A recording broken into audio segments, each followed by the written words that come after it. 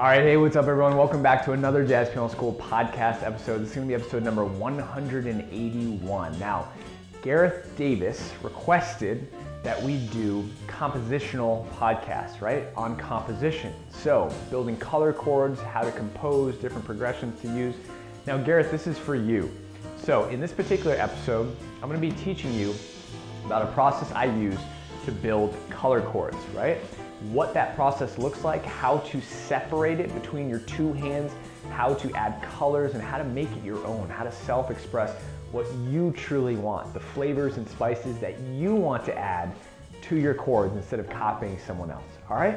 So that being said, Garreth, I hope you enjoy this. You requested this at the beginning of the year. Enjoy, and I'll see you in this episode. Here we go. So the very first process, like this is what it looks like. When you're a beginner and you start to develop chords, right? You'll have your melody in your right hand and your chords in your left hand. So it might sound like this.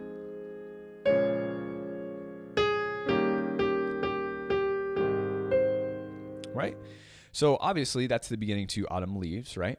Excuse me, Autumn Leaves. That's beginning to All the Things You Are. Sorry, I had Autumn Leaves on my mind, and that is not Autumn Leaves. So with your chords, okay, you have your chords in your left hand, your melody in your right hand. Now this is for complete beginners, right? Just root position chords. So many people struggle with getting to the next step. What is the next step? Like, how do we create this? Right?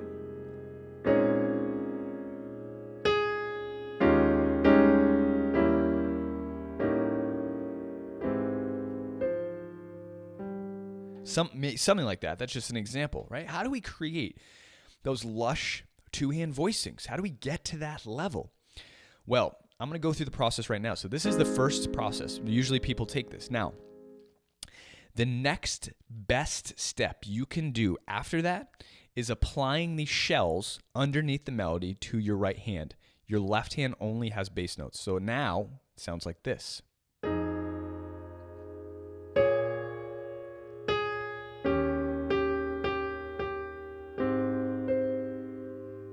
Now already, right, in one step that I've shown you, it's like, oh my God, that's like completely different sound than this. Right, completely different sound. So that's going to be your first step. Now, the way to get to this, because this is like live action, I'm applying live action, you want to practice exercises before you get to this point. So what you want to do is you want to practice all of your shells in your right hand, left hand bass notes for all types of chords. So I'd go C minor 7, F minor 7, B flat, E flat.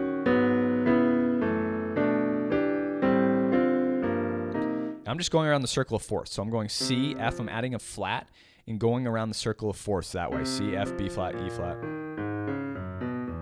All the way back to C, okay? And you should practice other ways too. And eventually you want to practice to a point where you're using flashcards. And anytime you pull a flashcard, it's a random chord. And you're like, boom, I got that. Boom, I got that. Boom. You know, whatever chord it is. It should be absolutely automatic. And that's just for 7 and 3 on the bottom. You also want to practice 3 and 7. That way you have all the different setups, right? So this is going to be setup 1 with 3 on the bottom and 7 on the top. Okay, see that? Then setup 2 is going to be 7 on the bottom and 3 on the top. Okay, now I've practiced all of that for my minor 7 chords. Now I practice it for my dominant 7 chords. And remember, I'm just using the shells. The shells are 3 and 7 of the chord you're practicing. So I go through, I practice all my chords like that, and then I do my major 7s. I go through all the keys like that. This way, we're training ourselves. When it gets to the live action moment of actually playing All the Things You Are, we can do this immediately, like automatic, like I just did for you. No matter what tune it is, right? Maybe it's right?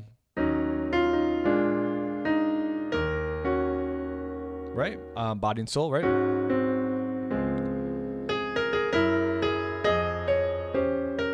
So it doesn't matter what tune, you can arrange a tune quickly on the spot by playing, right, the melody with the shells below. Now let me tell you another trick that belongs to this step. Excuse me. If the melody note is a shell, all you need is the other shell note and the bass note, okay? But you can double the shell if you want. So I can double the melody and create a thicker arrangement by doubling that melody. See, like this? So since most of these melody notes are actually shell notes, I'm doubling that shell note and it creates a more rich, lush sound. Now we're actually going to bring this texture back later on in the steps, but that's one of the things you can do, double the melody note when it is a shell note. Now you don't have to. You don't have to do that, right? You can just have it be simple like this.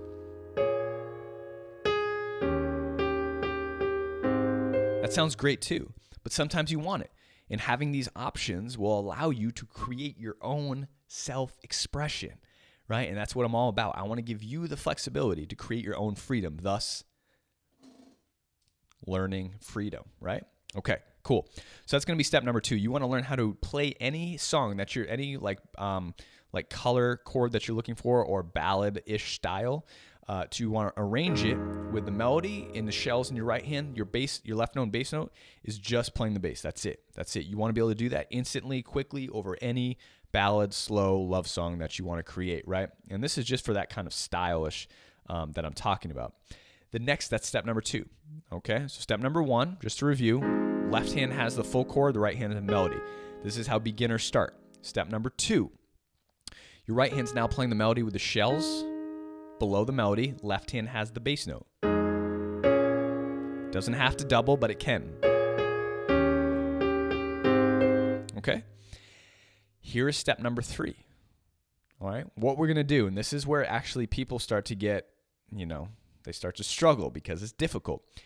We're actually now going to learn some left-hand components and split our shells between 2 hands. Okay, so our left hand's going to have a bass note and 1 shell. Not all the time, but most of the time. Our right hand's going to have 1 shell. Now let me teach you the ways we can do this. Our left hand, for example, can have 1 and 7. So I've now taken the 7 in my left hand. Now what does my right hand do? Well, it'll take the 3rd, okay? Now if my melody is the 3rd, in this case, right? That's really all I need. I don't really need much more. I have all my bases covered. I got my bass note, my melody, and my shells. Those are the 3 absolute things you always need. Now, when we move to the next chord, my left hand can continue to do this. Now, there's going to be situations where you're not going to be able to use 1 and 7, like here. That is too low to use 1 and 7. This is where people start getting confused, right? So, okay, I can't use 1 and 7 down here. I guess it sounds too low. Right? And this right here is about the lowest that you can do. Right? This is probably too low. Okay? I would recommend staying away from this. This F right here is about the lowest you can do. So I wouldn't do this. That's getting a little too muddy. So in those situations, what we can do is we can go 1 and 3 like this. Okay? Or we can do 1 to shells and just have melody here. You see that? So that's another left-hand component we can use. So we're talking about the 1 and 7, right? That's one of our left-hand components. The other left-hand component we can use is 1 and 3. So let's say the melody was B flat, for example, in some sort of tune. I have 1 and 3 here. I also need my 7. The melody note's a B flat, so I would add my 7 here. See how that creates a beautiful arrangement there? Now moving to my next chord, whatever it would be, I would simply decide what the best option is to use for my left hand. So let's say I was going to an A flat minor 7 chord. Well, that works nicely here. So I could play A flat minor 7 here, put my 3rd here, and whatever my melody note, I would play it up here. So that would be my voicing right there. You see that? So everything stems from the bass note in whatever shell you're going to choose. In your left hand, you have only 2 options. You have 2 options, 7 or 3. Or you can play everything together, and that way your right hand can do whatever it wants. So remember, melody, bass note, and shells, that's all we need. So our left hand has bass note and shells here. My melody can do whatever it wants. Or, if I'm playing a chord or a color chord, I can voice this however I want now. I could do that. I'm going to get into that later, but here's what we're talking about. So, for example,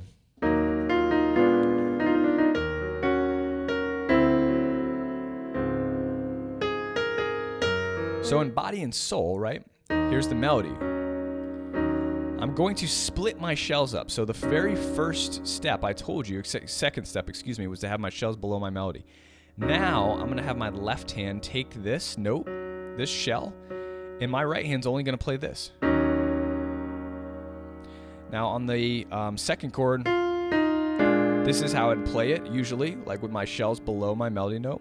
But now my left hand's going to take this, and my right hand's just going to play this third. So now it sounds like this. Now you might say, well, Brendan, it sounds exactly the same. You played the same notes, you just switched it in your hands. Yes. Do you want to know the reason why? It's because as you get more advanced, you need to leave your right hand open to add color tones.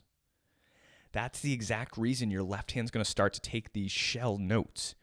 Once my left hand takes this shell, it frees up my other fingers to voice this chord however I want, because I'm only using 2 of my fingers.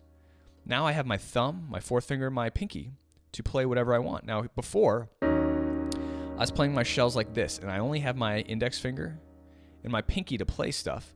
And since this is the melody, right, I don't have many voicing options. Like I can add the 11 in here, and I can add the 5. I could also add the 13 maybe, but that's awkward, right? It's a little awkward there.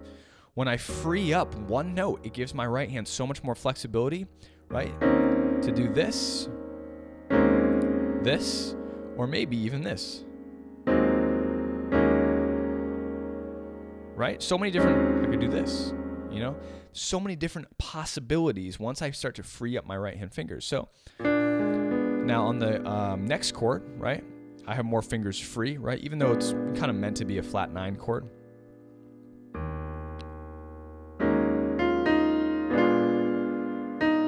Now here, right, this is a great example. So if my right hand's playing the shells here, right, 7 and 3, again, I only have my second finger and fourth finger to add color tones. But if my left hand takes the 3 down here, 1, 3, my right hand's gonna take the other shell that I'm not playing, the 7. I have my melody here. Now I have these 3 fingers, and I can actually play the 7 with my index finger. I have so many more possibilities to add colors here. I can add the 5, I can add the 9, and 11. Right? Create a gorgeous sound. I could go 13, 7, 9, 11. So to sound like this. See that? Now that's definitely a interesting color. You don't hear that much over body and soul, but maybe that's the arrangement you want. Right? It's gorgeous. Gorgeous. And so by freeing, this is exactly why step number 3 of this process is to split the shells. Okay, but we want to practice it so we get good at it, right? So back to all the things you are, right? Okay, what we can do here is now, instead of doubling the melody with our right hand, our thumb can take that third, and we can do this. That's freed up our fingers now to voice this however we want. So I could do, right? This could be my new voicing. But again, we want to practice the splitting of the shells first. So I would do this, and then this, and then this. Since I can't reach this, I'm just jumping. And the reason I'm using 3 here and not 7 is because this is too low. Okay, now I could do this. Instead of going 1 and 3 here, I could do this, 1 and 7, but that's still a little bit low. And I want to point something out to you. You see the gap here? This is creating kind of problems in our voicing, because we want our voicing to be spread nice and even. When we have large gaps like this, it creates imbalances in the voicing, okay? So the better option here is to do this and then play the 7 here. See, so now we have a nice spread. There's about a note every 5 intervals, right? Every 5th we have a note, which creates a nice balanced spread. So you hear the difference between this and this. So much more balanced, less balanced, right? Same thing with this. So this as opposed to this. Especially when we add this 5 in here, that's our next step, creates so much more balance, all right? Now here, 1 and 7 is perfectly acceptable because this is a great range for 1 and 7. We're in a register where 1 and 7 works. So we add our third here, the melody here. Right? right? So step 3 is splitting of the shells between both hands, and you need to practice that just like I showed you how we'd practice our shells through the keys. Our left hand plays 1 and 7, our right hand plays the 3rd. Right? Sorry, I screwed up there. And you go through. You should be able to play your right hand 3rd in any key, so D flat minor. Your left hand plays 1 and 7, your right hand plays the 3rd, A minor. F sharp minor, E minor. Any register, right? Moving down in whole steps, moving up in half steps. Maybe minor thirds. Whatever it is, you should be able to voice a chord with 1 and 7 in your left hand and 3 in your right hand. That should be automatic. Then you do your dominants. Right? You just keep going through the circle. Then you do your majors. That should be automatic for you. Okay? Then the next thing you do is 1 and 3 and 7 in your right hand. So you change it up now. Right? You see that? So now I have 1 and 3, and again, you'll be like, Brendan, I don't have, the range to play like 1 and 3 in my major 7. So when you're doing major 7s, now I don't either. Like if I'm going in and down in half steps, so I just shimmy this, right? And I just jump from 1 to 3, like if I'm doing E major 7. That's all you got to do. I can reach that, right? I can kind of reach that. Don't hurt your hand, but just jump. But you should know how to do that. Okay, and those are the things you have to practice in order to split the shells. Now, step number 4, okay, is our next step is going to be adding the 5th or doubling chord tones, all right? So now we have this nice shell voicing with the melody. So what's next? Again, step number 4, we're going to add the 5th. And that already starts to thicken things up. Now, we can double things if we want. Now, we're already doubling the melody here, or the 3rd, because it is the melody. I could double the root here if I want. That's going to thicken things up. Again, in body and soul. Right, so I have 1 and 3 here, the melody, and 7 here. I can add the 5 in. And I don't really have any room for doubling anymore because the voicing's so tight. So here, again, I can't really double, but here, check this out. I can double the 3rd here if I want, and I can add in the 5th. And I can create a voicing like this. Or I can add in the root as well. The 5th and the chord tones, doubling of the chord tones, are available for thickness and a lush sound. All right, so that's step number 4. Once we're able to split the shells between our two hands, now we add in the 5th if we want. See, these are completely optional, guys. The 5th isn't optional on flat 5 chords, mind you, because you need that flat 5 for texture. But again, if I don't want to add the 5th in here, I can just double the 3rd, right? And that works for me. Okay, I've completed step 4. I've added all the doubling of chord tones that I want. And again, they're used for thickness and lushness, and you need to play around with it to, experience what it sounds like. So you can start to develop a decisional process to know whether you want that sound or not. It's up to you. No one's going to be here to tell you you should do it here and you shouldn't do it here. Okay? That's completely up to you. That's the freedom of learning freedom in jazz. That's why it's such an amazing thing, because you get to choose. You get to choose whether you want. So once you're at this point, the setup 3 that I've talked about, you got 1 and 3 here, 7 and melody. You've completed step 3. Now you're on to step 4. Should I add the 5th? Down here? Should I add the 3rd? Do I like this sound? Yeah, I do. Great. Okay, I can move on to step 5. All right, let's talk about what step 5 is. Finally, we're at step 5. We're adding color tones. Okay, extensions, right? And these are our colors that we're going to shape the chord with to make it what we want it to sound like, right? These are the spices. These are the flavors. We got our meat and potatoes.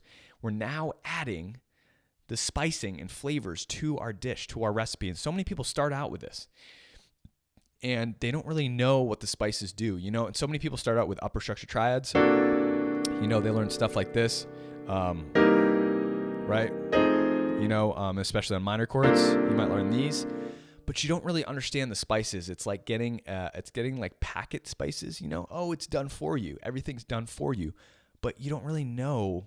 If you knew what each spice did, you could carefully select them and build the most amazing dish that you wanted, right? That tasted great. Do these sound awesome? Yeah, they do, but they're pre-made packets for you of spices, right? Wouldn't it be great to select the spices that you want to create your own thing?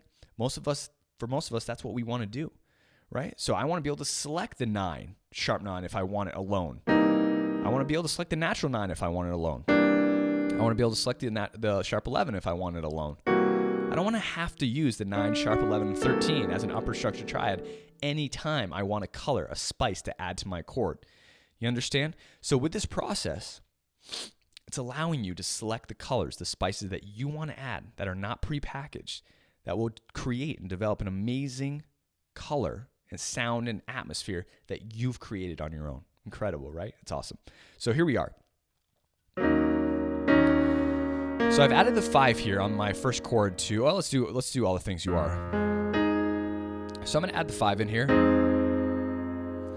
So now, okay, I have 2 fingers available, the index finger and 4th finger. Here's step 5, adding colors. Now you need to know what extensions are available over a minor 7th chord. So I'm going to add the 11 here and see what that sounds like. I like that. That's pretty cool. I could also add the 13, which is this D. So I'm going to switch my fingers here, and I'm going to do this. That sounds really cool too. I don't have to have the 11. I could just do this. Right? So again, here's our basic structure from step 3. Step 4 is adding the 5. And then step 5 is adding our extension. So I'm going to add the 13. I like this the best, personally, without... I might want to add in the 9 somewhere. Actually, I'm going to add in the 9 down here. And... let me see, the 13 here and the 5. So, right? So here's my voicing. 5, 13, 7, 9, melody. I've just single-handedly created that voicing using our step-by-step process. Remember, here's step 3. Shells split between my 2 hands. I've added the 5. Now I'm adding my extensions. I'm going to add the 9 and the 13. And as you can see, sometimes you may have to switch your fingers that are on the notes, right, to get the other available extensions. So here, boom. Let's go to the next chord. Okay? This time I'm not going to add the 5. I'm going to leave that open for more fingers that I can use, all right? I'm going to add the, what should we add, the 11. I like that by itself. It's very simple and plain. I'm going to leave the 13 out. Ooh, that's pretty. So I'm going to add the 11 and the 9. That's it. That's a really pretty voicing, right? I am picking and choosing these colors on my own. This is literally painting a canvas, choosing my blues and greens and reds and whatever highlights I personally want to add to this. I've learned the freedom to do this on my own using a systematic and structured process. Do you see that? Right, so here's my first voicing, going to this. Beautiful. Right? Okay. Now here on here's my dominant chord, right? I got a lot of options here. So I can add the sharp 11 here. I can add the 13. Right, like this. I can add flat 13. Kind of like that. I can add flat 9 up here. I could add natural 9. I could add, yeah. So let me see. What do I like best? What do I, Brendan, like best? Let me see. I kind of like this. So here's my basic setup, right? I'm going to double one of the chord tones. I'm going to double the root. And people will be like, Brendan, what? You're going to double the root? You're going to throw the root in there? Yes. Yes, I am. The colors of the chord, the 1, 3, 5s, and 7s, are actual colors that you can add in, right? So I'm going to double the root, and I'm also going to add the flat 13 in here. Right? Now here we are. We're at our A flat major 7 chord. Right? So here's our basic setup, 1, 7, 3. I've split my shells. Here's my melody. So on that downbeat, let me see, what am I going to add? I can add the sharp 11. can add the sharp 5. That sounds really pretty. I could add both. That's very pretty as well. I could have sharp 11, natural 5. I could add the 5th in here if I wanted. That's super pretty too. I could add the 9 and the 5. That's pretty. It's a little too bland for me. Ooh, I think I like that. I could also add the root in here, so I get this half step rub. That's super pretty with the sharp 11. Oh, I like that a lot. So I have the rub here, the half step rub with the 9, sharp 11, and then the melody. Let me hear how this is also pretty. I like this the best, all right? So I'm going to use this 1, 7, root, 9, sharp 11. Now remember, I'm sorry. We are missing the 3rd, right? So again, in certain situations, I may not be able to do that. So here's what I can do. You got to figure out ways that you can play what you're trying to play, right? So I abandoned the 3rd by accident because I needed different fingers, right? I need more fingers. So what I'm going to do is I'm going to do this, right? Right? So my left hand is actually taking the root now because I wanted that root in there. I really like that flavor. Now, my right hand has the ability to put the 3rd in there and create that sound with the sharp 11. That's really pretty, all right?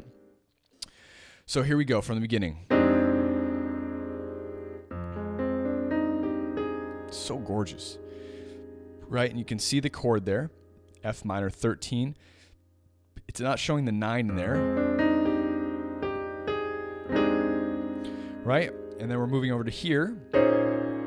We have our 1, 3, 11, 7, 9 melody. And then here, right, I'm doubling the root here, flat 7 here, and flat 13. And then here, right, see I've done this. Half step, 9, 3, sharp 11, melody. Gorgeous, gorgeous. Right, so pretty.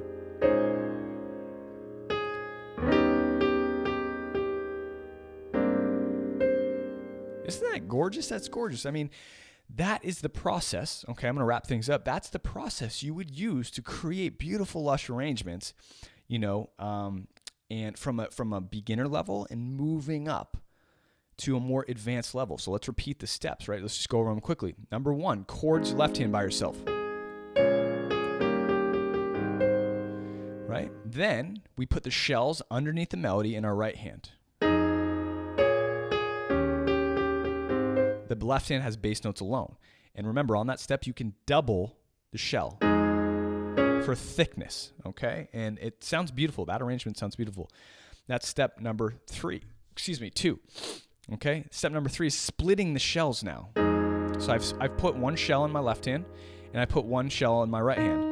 Now, the melody happens to be a shell, but this is your main concern. You want your bass note and shells split between both hands. Now, if the melody happens to be a shell, well, great. You're just doubling one of the shells, and it adds richness to your voicing, right? You want to be able to do that very quickly, like riding a bike, like automatic. Now, step number 4, we're adding our fifths and doubling chord tones. So if I want to add my 5th here and double any chord tones like the root, right, I can. Okay, again, same thing here. I can add my 5th. I can double the root here if I want. Okay, so I'm adding 5ths and doubling of any chord tones. Those are both optional. Step number 5, finally adding colors, adding our extensions, right? Adding our extensions here.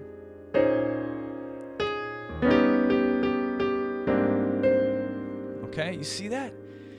So that's the process you want to take. And again, if you're composing anything, you can absolutely use that to write songs, right? Take a melody note, take a bass note, and then fill in the rest. Like literally go through that process and start to write chords, write movements, write voicings, arrangements.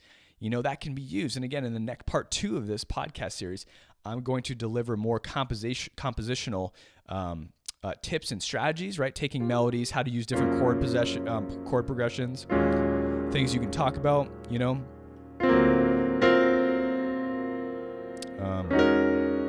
movements and strategies to try. And that way it'll really be able to help your composition with this video and especially part 2. Okay? So I hope you guys enjoyed that, and I will see you in the next podcast, and happy practicing. All right, well, I hope you guys enjoyed that. In part 2 of this particular episode podcast on composition, I'm going to be going over different compositional approaches using progressions, how to write, how to move around, how to create melodies, a lot of great stuff like that. So if you're new to Jazz Piano School, definitely subscribe to this channel. We release a new podcast episode every single week, just like the one you just saw. We also release a new lick of the week every single Monday. So lots and lots of free education for you.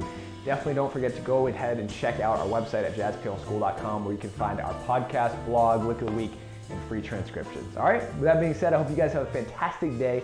And as always, happy practicing.